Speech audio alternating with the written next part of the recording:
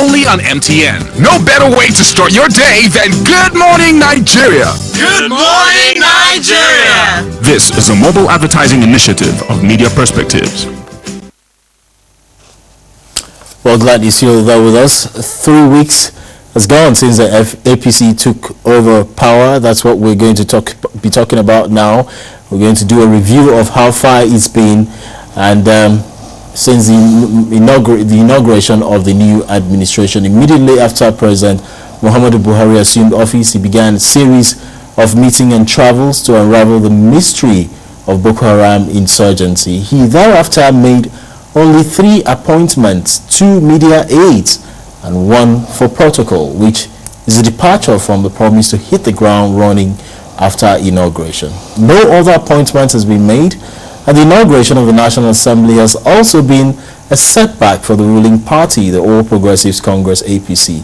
Not sure whether it is in control of the National Assembly or not. The alliance between the rebel faction of the APC and the PDP in the National Assembly is really unsettling the ruling party, as efforts to resolve their differences is not yielding any result. The practice had been that important positions such as the Secretary to the Government of the Federation, Chief of Staff, Principal and Private Secretaries were appointed with dispatch. The delay in making these appointments appeared to have grounded activities in all sectors. This wait-and-see posture has made some critics to describe the Nigerian government to be on autopilot without any policy direction.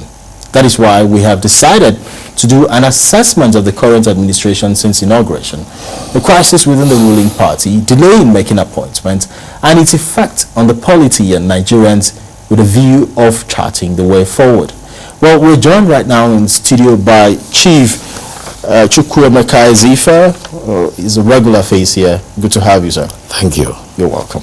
And joining you is Emeka Ezenwa, who is the Chairman Partners for Electoral Reform. Good to have you too, Ezenwa. And Honorable Akinlaja Joseph is a member House of Reps representing Ondo East West Federal Constituency. You're welcome. Thank you. God bless Nigeria. Thank you. Yeah. Chief Ezife, let me start with you. Yeah, thank you. You've been here with us even before the inauguration of the administration and after. What is your assessment of what has been going on in the country from May 29? Let me say, I have hope. I'm one of those who fought very vehemently against Buhari, but I can see signs of hope. Yes, what Nigerians should know is that God is interested in the affairs of Nigeria. The results of the presidential election and how it is taken by Nigerians is indication of that. God does not want Nigeria to violently disintegrate. Remember Senator Kanti Bello? He came out to say the Buhari win has stopped the disintegration of Nigeria. That is the work of God. What's happening in the National Assembly? Where, like in the previous one, remember, PDP zoned the speaker to Yoruba, Southwest. But the National Assembly voted Tambua from Northwest.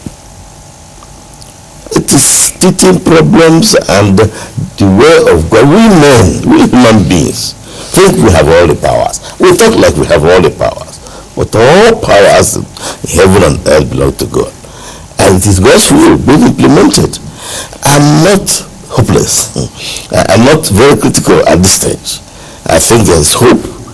The president has made some very, very good points. Anti-corruption, that is very important. Even the wife made points against corruption, and that's really exciting. He talks about petroleum problem and how to solve it, repeating almost exactly what I have proposed for 10 years on how to deal with petroleum products, importation or production. We talked about education quality. These are areas that are very important. But of course, you are right. There's a problem in the issue of appointment of secretary for government, because secretary for government is usually one of the very early appointments, so He helps to organize. And they do have people. I mean, this government has quality people. The chairman, Oyegu, Pamsek, governor, Wimayolu is there, very competent. And many others. Fashola is competent. All right, Chief, let me also get the thoughts of the other panelists as well. Ezenwanwagu, has what has happened in the past 3 weeks met your expectations? Is this how you expected the administration to hit the ground running? Has it really hit the ground running the way you expected?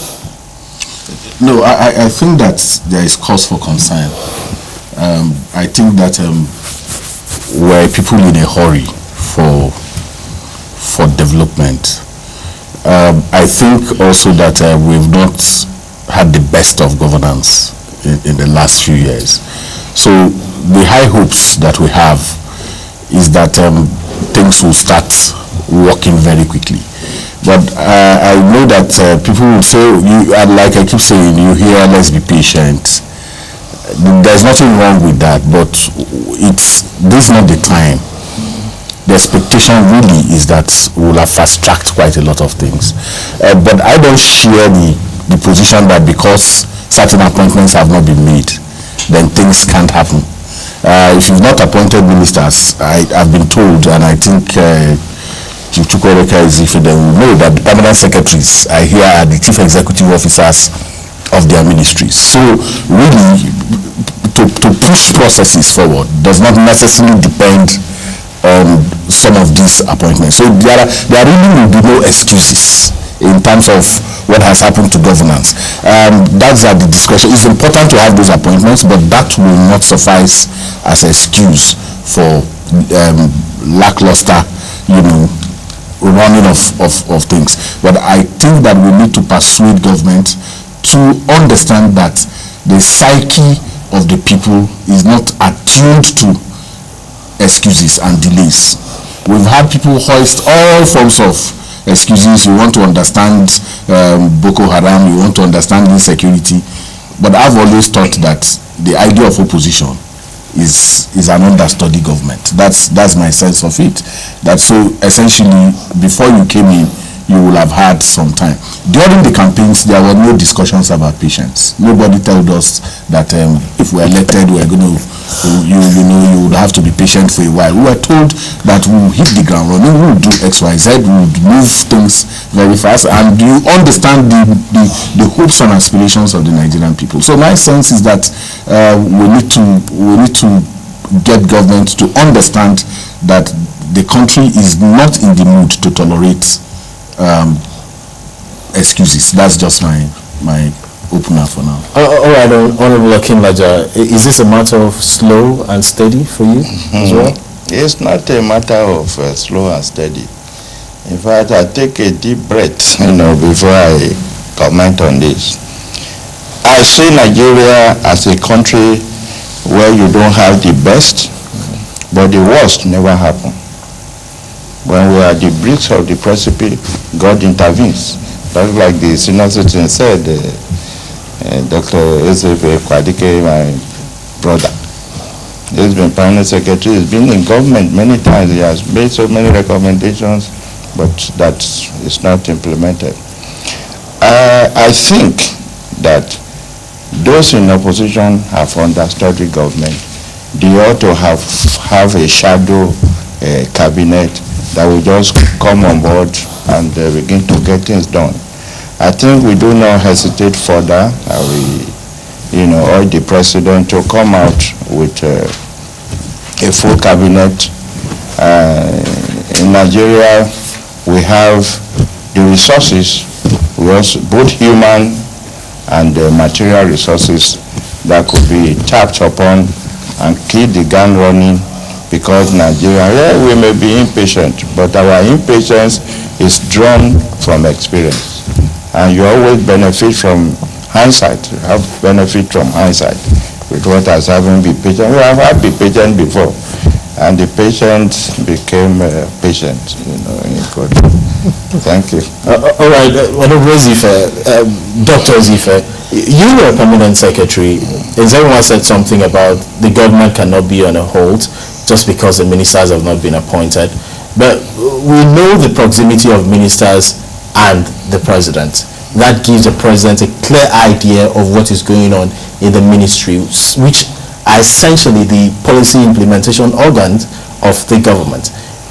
If we say the permanent secretaries are there and they're taking charge, there are still critics who are saying that visiting the ministries and seeing what's going on, essentially nothing seems to be happening because they don't seem to have gotten any direction or instruction from anybody to move ahead on policy directions. The ministers have definite political roles to play. And therefore, the permanent secretaries are not enough. I was a permanent secretary, a very strong one at that.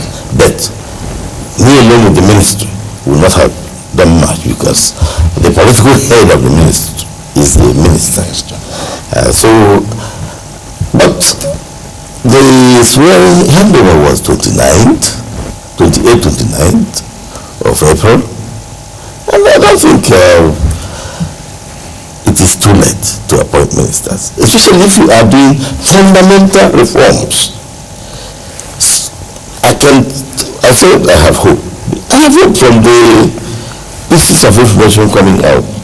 For example, we hear that there will be only 19 ministers, not 42. If you see our economy and how it is going, you know this is a decision in the right direction.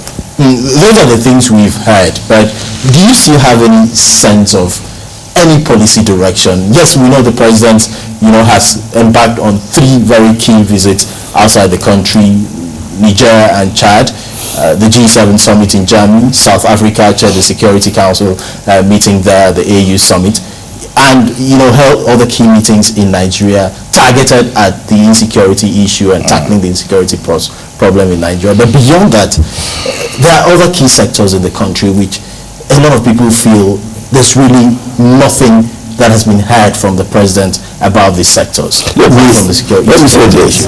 I share the Nigerian impatience, and I should warn also the government that when you disappoint initially, you will be written off by the people, and you need the minds of the people, the positive attitude of the people to help you succeed. But if they forget you, then it is difficult for them to change their minds. So announce ministers, announce all the other necessary appointments, especially SGF. But let me advise Nigerians, impatience must have limits. We can't drive people into doing things they are not ready for and come down to accuse them. We sent our military to Maiduguri to go and fight. Is that not very fast? And they may not be the best either. So I think the government should wake up and do what it wants to do, because it wants to do some very good things, and many of us are excited about the announcements. So wait a bit. Let's have a little more patience. Well, Chief Ezeife insists on patience, but I know that the argument from the side of the ruling party, the president, at least from his spokesman, has been, yes, the need for them to get the transition committee report, analyze it, know what key areas, so that it can guide them moving forward on what they need to do. But at the same time, you said something interesting, that this is a government that had been, according to them, there had been a government in waiting, and they would have gotten a clear idea of what Nigeria's challenges are. And the weight of expectations, the campaign was full with action-packed statements, and you would expect that coming into power, you see action-packed activities. But we don't seem to be seeing that. You see, rituals, we are very ritualistic people. you have a transition government, transition council. I've not seen any government in Nigeria that doesn't have good intentions. I'm yet to see one who started with bad intentions. So your intentions are not sufficient. They are no longer sufficient. But you have good intentions. The truth of the matter is that APC needs to get its house in order very quickly. The schism within the party, the love-lost relationship between the executive now, as it seems, and a leadership of National Assembly that is not created in their own image is part of the reason why some things are not happening. The earlier they get into that very fast and deal with it, the better for everybody. Why do we must recognize the fact that there are no senior APC members, there are no inferior APC members. The people that we are in the leadership of the National Assembly, in our view, are APC members. So if you don't like them because of the nature of the party, the coalition that came together, bricksmanship, political bricksmanship means that somebody should rise above those things now and heal that party very quickly, so that Nigerian people, and like it's been said here, see, when you keep saying be patient, I keep saying it from 1999, one of the refrains for which so many things happened without us checking them was, oh, you see, don't overheat the polity, this nascent democracy, blah, blah, blah, is the first transition to transition. So there's always excuses why government, and these people are running a tenured government that the Buhari meter has already started reading. And whether anybody likes it or not, the next 4 years, the next tenure is not predictable. You can't guarantee it. You are not the one in control of that. This one that you have, you're already eating into months of it with excuses. So by the time it's 1 year, you tell us to be patient. We are building foundation for some things, and then we need to allow those things to mature. 2 years later, those things are not matured. In the third year, you are talking about the election. And for how long are we going to continue like this? Deal with the issues that everybody knows. You have issues in the National Assembly. You cannot get your ministers cleared with a cantankerous relationship with the National Assembly. You want to clear that out so that when you take your ministers there, they are not stalled. You want to do all that work and do them quickly. There is no pretensions about that. Everybody knows what is stalling the process. The first is that you have an APC that is constituted by 4 different components. Those components have not had time to blend. So you came into elections. The teaching problem of how do you blend, how do you get each other working together is what you have not been able to deal with very quick and fast. And the earlier you do that, what is there in announcing? Everybody knows that the president can announce an SGF tomorrow if he wants, today if he wants. But what is that even doing? Because he needs to do some balancing. He needs to do the necessary work that is necessary. Like it's been said, you have a catch of qualified people, professionals within the fold and outside of the fold, really, if you want to. But basically, we are trying to do that very quickly. We can sit down in the next 1 week, reconcile the differences. If you have issues with the leadership of the National Assembly, you deal with it very fast and then move on. That's my sense of what's going on. I might be wrong, but it's important that you deal with that relationship issue that is festering and is affecting work in all the other sectors of the Nigerian society. Honorable Joseph, let's flow a bit with that thought. How much do you think this, what some of people have termed as congenital defects with the APC, how much of that is affecting the president and the moving forward of this administration? Well, I don't want to give excuses. The coalition of 3 parties or 4 parties, as the case may be, came about 2 years before the general election, and they were government in waiting. So all the issue of blending now to have taken place, it took place. That was why they were able to have a presidential candidate without internal acrimony to the point of winning the election. So they know themselves sufficiently for this 3 years. And let me tell you, we politicians, we are the same tribe. It's only interest that divide us at any given time. Those who started it from Action Group and MPC and everything, it's either themselves or their children in the mind. So we know that. What are we talking about? My worry is this. Maybe because the president said he wants to fight corruption, some people within his party are giving him some problem. Otherwise, choosing an SGF, like he said, shouldn't be a problem. Nigeria has sufficient men, credible people. But I don't want to believe, but it is my guess that if the man wants to fight corruption, and some people does not want corruption to be fought, to appoint people will be a problem for him. So they have to sort that out among themselves so that Nigerians don't suffer, as a result of internal wrangling. We are in a hurry to progress.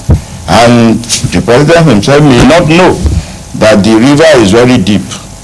He's trying to step inside the water to see how deep it is. The president said something. One of that catchphrase during his inaugural speech, that he belongs to everybody and belongs to nobody, gave people that sense of mind that he's going to be the independent-minded person we knew him to be. That may be one of his problems too. Is that should that still be a problem with him forging ahead, irrespective of what interest may still be existing? It should be. That balancing, how key is that need to balance the different interests of the party? Because it's one thing operating as an opposition party, and I think what they're trying to, some persons have said, what's becoming a big challenge for them now is to recognize and appreciate where they are in stream of time, that they are the ruling party, and you have the issue of interest, balancing interest and sharing positions, which is typical with politicians. Yeah, that statement was perfect for Nigeria. I belong to everybody, I belong to nobody. Perfect, good. If it is allowed to be implemented. Because they say politics is a means of allocating resources and values. So the interest of this, which I mentioned before, that we belong to the same tribe but interest divided, that interest is very key. That interest will encircle him implementing that policy. I belong to everybody, I belong to nobody. In theory it is. In practice, it's a very weighty thing. And somebody who wants to carry the cow through the window will sweat. To implement that policy, he has got to have and the support of some key people with him, without which he will still belong to somebody. Yes. Interesting. Chief Ezeifa, I mean, can the president move ahead with whatever he needs to do without necessarily, pandering to the interest of his party, especially when you consider the peculiar situation which he belongs to as far as that party, the APC, is concerned? The president is responsible to the people of Nigeria. Nobody is going to excuse him because one person or two persons or one group or other groups are obstructing him. He must find ways of dealing with the obstruction. Finding ways include accommodating people, accommodating interests, accommodating party and group interests. We have 6 geopolitical zones in the country. Each zone must get something, whether they are needed for you or not. You must give them something that is due to them. So, interests, but I think at this age and background, he can ride roughshod over obstacle, people who are putting obstacles on his way. What about the odds that might come? The odds with that? No, I don't think. If he's doing well and Nigerian people are very happy with him, everybody will just go ahead and allow him to do his thing. The moment he gets, like you said it earlier, If you're wasting time and you get things going and people believe you are doing the right thing, and God believes you are doing the right thing, God gives you the strength to deal with everything. That's why I wonder whether sometimes people in power, politicians, governors at whatever level, appreciate where the minds and thinking and feelings of the people. I mean, does the president, do you think, appreciate that Nigerians are gradually becoming impatient? No, I think he knows that. Even during the campaigns, I've read somewhere where it was said that he told the vice president that he was looking at, they came somewhere and many people were there, and he said the faces of these people that I'm seeing, that they had their hopes, the kind of hopes that they have, and incidentally, quite frankly, he has capacity to connect and resonate with these feelings, but it's a minefield, and he is navigating that minefield a little cautiously. But the challenge, like I said, is that you are dealing with a catch of people right now who don't want to understand these things. You can't continue like the panel is there's a unanimity in the panel that you can't voice these excuses for too long. You can't just do it, because in the next 1 month it will be reading for you that there are people whose work is been to say, look, 1 week is gone, 2 weeks is gone, 3 weeks is gone, what are we seeing, what are we doing? But I know that if the APC is able to deal with its own internal issues, which is hot, very, very hot, it will be able to navigate this minefield quite easily. But again, when we also talk about the party, I really want to ask myself, and Hon Akinlaja was talking about the fact that 2 years into election, there was a quick fix. That quick fix was, look, there were predictions that this party will break, so that became a check. Let's make sure that we don't break. Whatever it takes, let's just go on. But our history also has some of that, and some of the players of that history are also here. In 1999, in 98, when we formed the PDP, it was disparate forces that came to get the PDP running and to chase the military away.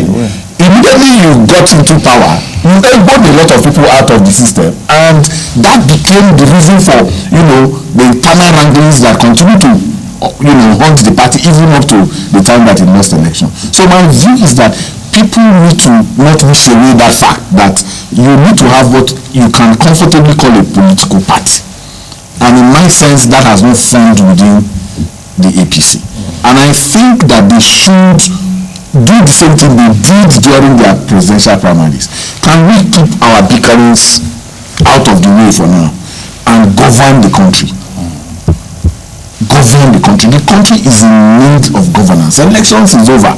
People can't put up with your excuses. We've been putting up with that, and I'm telling you that you have a crop of young people who don't want to face this your issues. They want jobs. You can't be banding statistics of you've created the job in the informal sector and all that, and the industries are not working. You know that. You came into the campaign with that. You said you will create jobs. We are not seeing the jobs. You said you will fight corruption. The meetings are over.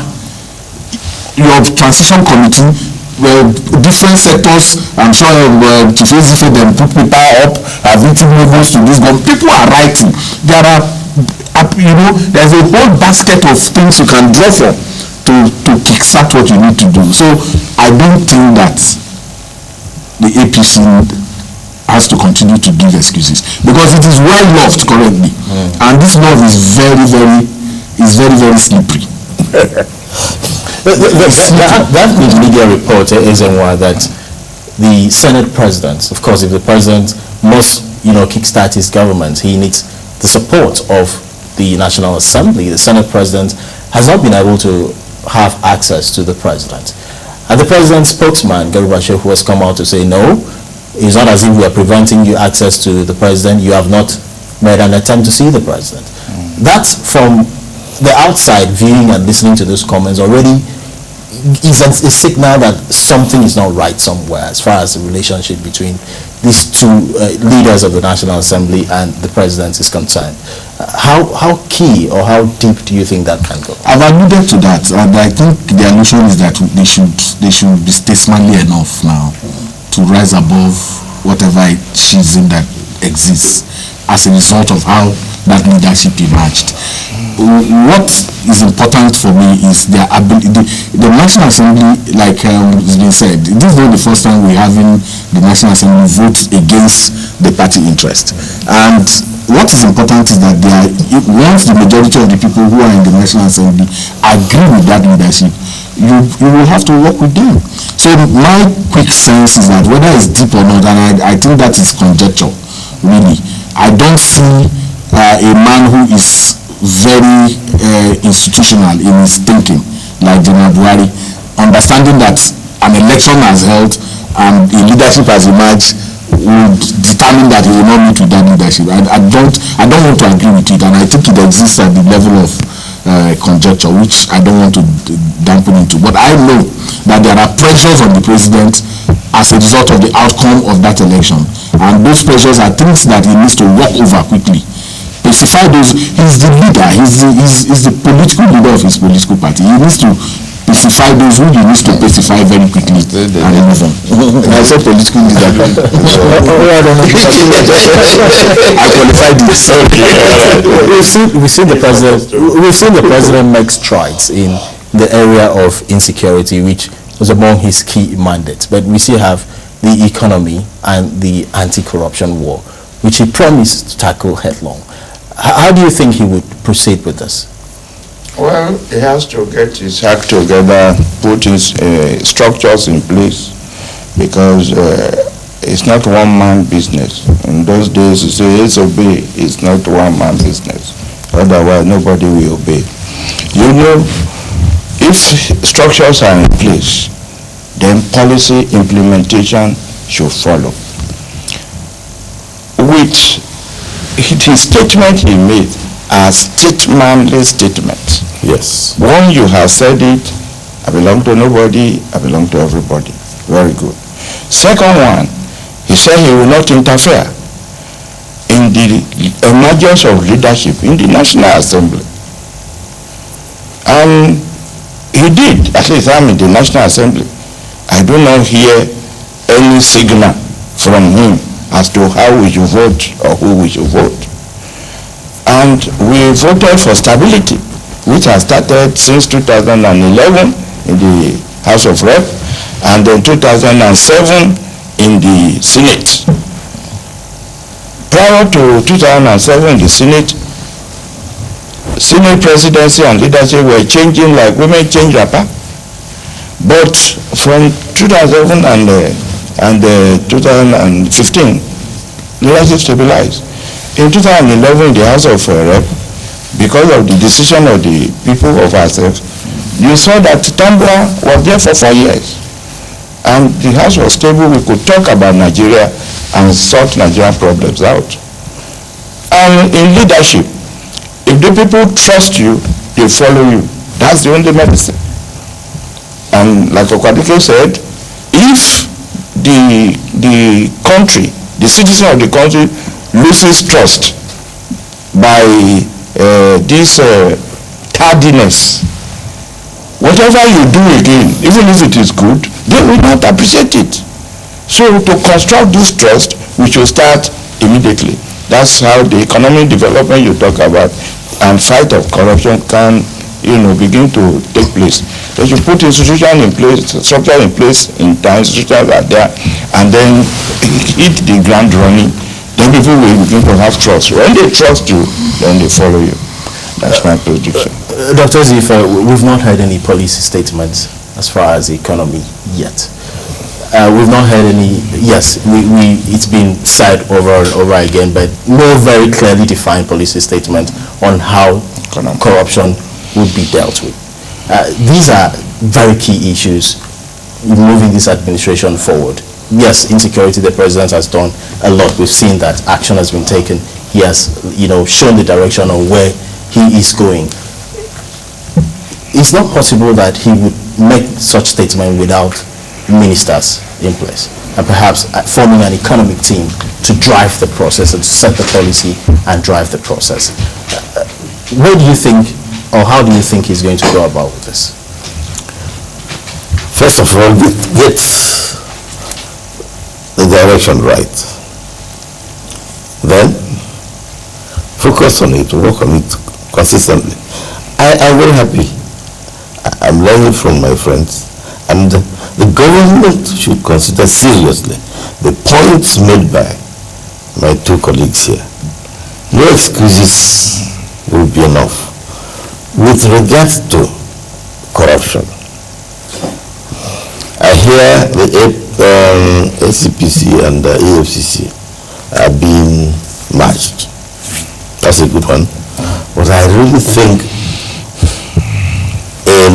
it's a proposal to merge. I believe it is necessary to create a body de novo.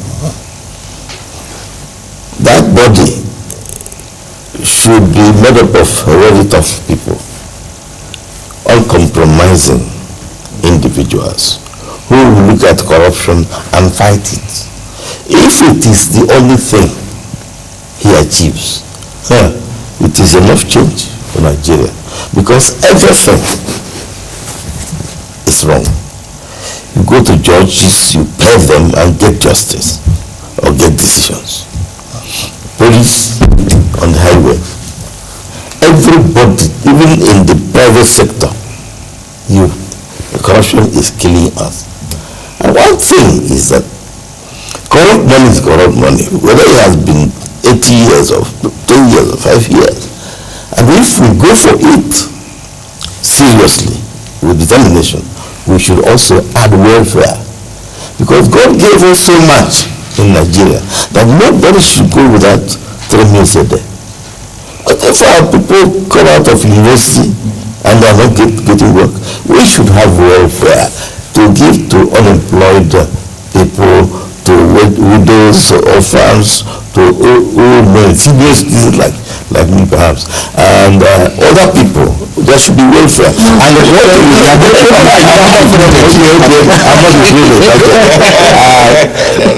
everybody, what we get from welfare, from anti-corruption, can sustain welfare in this country until we look for alternatives.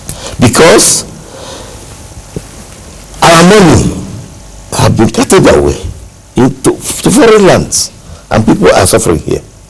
So as you do anti-corruption, do the other side, welfare. So an anti-corruption stroke welfare agency can be created. Some of the others who are merged or can be scrapped because they haven't done the job they were asked to do. I'm in a position to know. We have corruption. You create somebody to fight corruption. If that body is corrupt also, what is it about? Now if you create the one I'm recommending, and they are going to share the money with those who stole it, then is what we need. If the president is determined and he achieves his anti-corruption goal, I will salute him. Let's flow with that thought on anti-corruption, Ezenwa. Over time, fighting corruption in Nigeria has been about catching thieves, catching people who steal money. We've not really looked at preventing corruption. Let's give a scenario of which is typical with most Nigerians, especially those who are working. An average family income of, say, 100,000. He's a civil servant, the wife is a civil servant perhaps as well, and they have children to feed. In a Abuja situation, you have house rents to pay for, you have school fees to take care of, and he earns an average income that can't take care of just one of these things. And you put a man in a situation where he see a till behind him. What stops that man from dipping his hand in that till? Well, that argument is a seminar argument as to whether people steal because they don't have, or they steal because they have to steal. You know, there are people who, earn that money that you talked about and they live within their means. Is that a livable income? No, that's not the argument. That's not the argument. I subscribe to livable income. I fight for it. I work for it. But what the argument where you're coming from is a point that I need to be clear about as to whether the reason why people steal is that they don't have. Because once that becomes the argument, then you will, in our country, people will be stealing. Because nothing works in different. You build a house, you have to bring your own. You bring your power, give yourself water. Your children go to private schools. All of that is an excuse for malfeasance. So, but what we need to do is to look at the architecture of corruption beyond simply just talking about incomes and relative incomes and how that helps to cushion the effect of corruption. Law and order is the cure. If you know that if you steal, even if you are earning 100,000 and you put your hand in the public till, and there's a sanction for it, for doing that, you will be careful. That's what is important. It's the absence of law and order for me that has made it such that effective law and order, because you have the laws everywhere, but compromise is the thing. Opadike was talking about taking the monies into foreign lands. The monies are not in foreign lands. They are now here in the estates that you see spring up everywhere, all over the place that nobody lives in. Okay, but beyond that, we must also take this away from the president. You have governance as well. Because sometimes the concentration is that we have people who are also elevating deceptive philanthropy to what government should be, whereas they build villages for themselves. Okay, they have not put one stone for poor people to live in, and even when they do that, you have their wives saying that they are building houses in different places for widows. This episodic response to the challenge that we face is not going to. So in the states, how are they managing their resources? As we speak now, internally generated revenue, how many of them report to Bureau of Statistics? This is how much we have generated. Is opaque. You don't even know what they generate in their states. We must ensure that the issue of IGR, internally generated revenue, is what you use to run your overheads. So that you can't continue to run government as a philanthropy.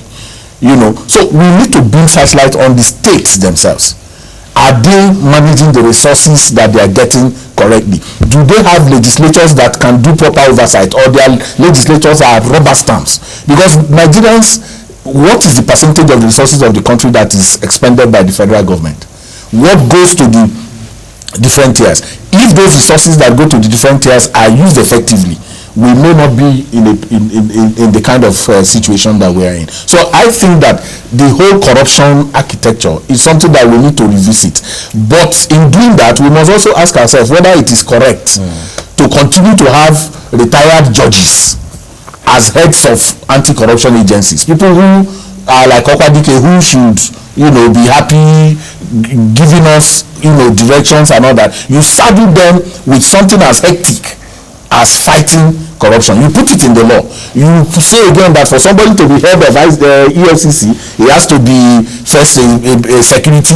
He must have worked in the security agencies. You limit the capacity of your citizens, to bring ideas that can rescue you from the myriad of the challenge that you have in anti-corruption. You need to look at those laws, because that's where you're going to. That's the question. We need to look at those laws, remove the obstacles.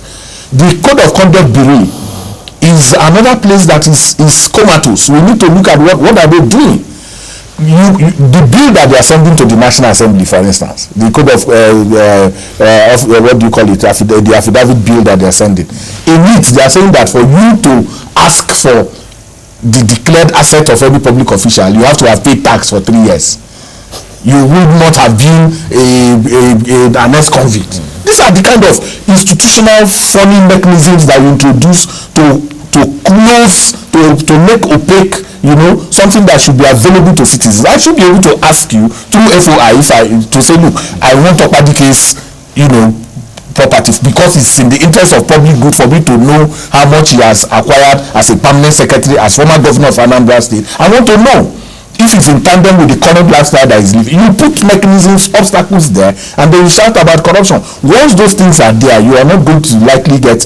Now we're asking about, we said publish the public declaration of the president's asset is an issue. It's become an issue. If you raise it, people say we are not patient.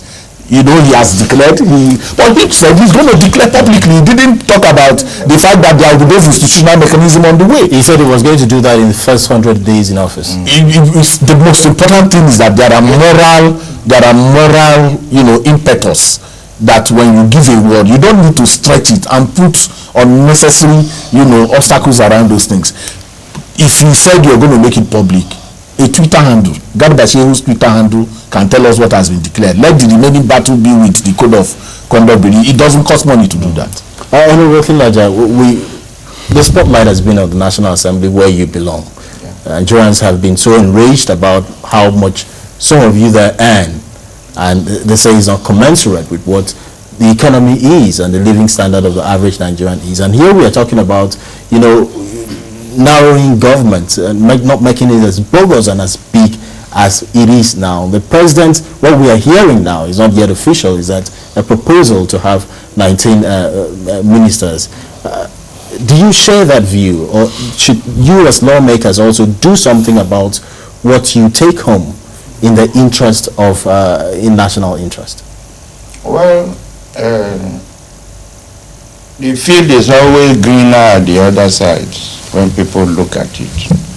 I think conjectures is one of our problems. The National Assembly did not fix its own remuneration by itself. So it's in the public domain, not the general public. Even as we are talking now, the 150 billion for the whole institution, both national, elected, the NILs, the whole place has been cut to 120 billion. The cutting is there. If they want to cut it further, for us, we don't have any objection. Because what people must know is that no National Assembly people sat down to fix his own salary. There are remuneration, there are institutions to take care of that. They should. We are for it. We have even discussed among ourselves that we put it in debate, and Nigerians will know.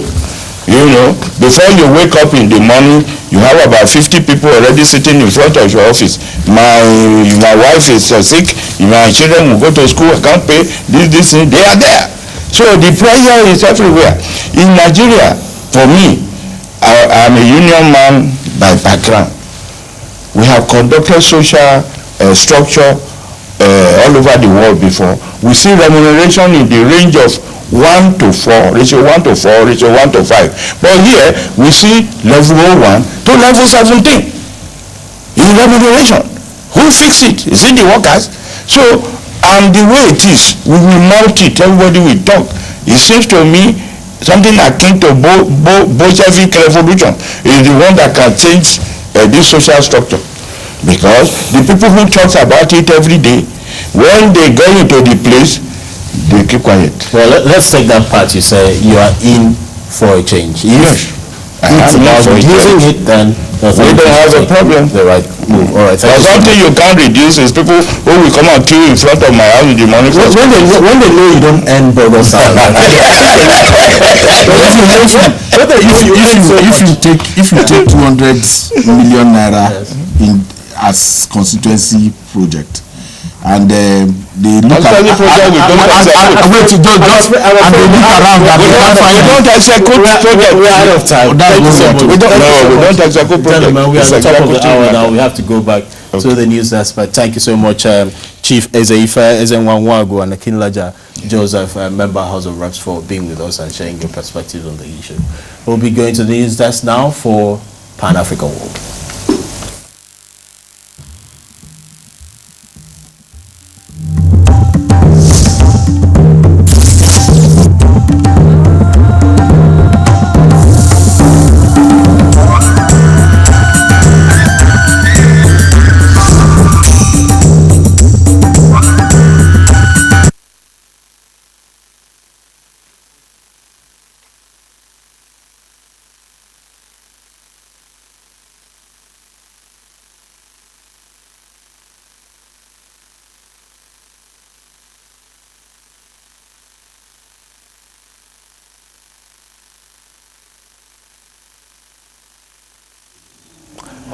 This is the Pan Africa World. A suicide car bomber and gunmen on Sunday morning attacked a training center for National Intelligence Agency in Mogadishu, the Somalia capital. The militants, who have vowed to intensify attacks during the Muslim fasting month of Ramadan, have killed several intelligence officers inside the building, something the government denies. Somalia Interior Ministry spokesman Hon Joseph said security forces had successfully repulsed the attackers, killing 3 of them in the process. The number of persons seeking to get into Europe from Africa and the Middle East is no doubt a headache for EU countries. Niger Republic is a major transit route for illegal migrants seeking to cross the Mediterranean Sea. EU countries are hoping that Niger will assist in reducing the migrant problem, but corruption among security officials is a major stumbling block.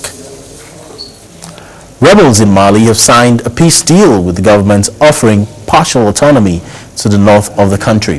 The rebels seized part of northern Mali, including Timbuktu, in 2012, but the area was taken over by Islamist fighters linked to Al-Qaeda until they were moved in a French-led military operation in 2013. In the wake of the most recent uprising, Tuareg group called for more concessions from the government in Bamako. The peace agreement, which was brokered in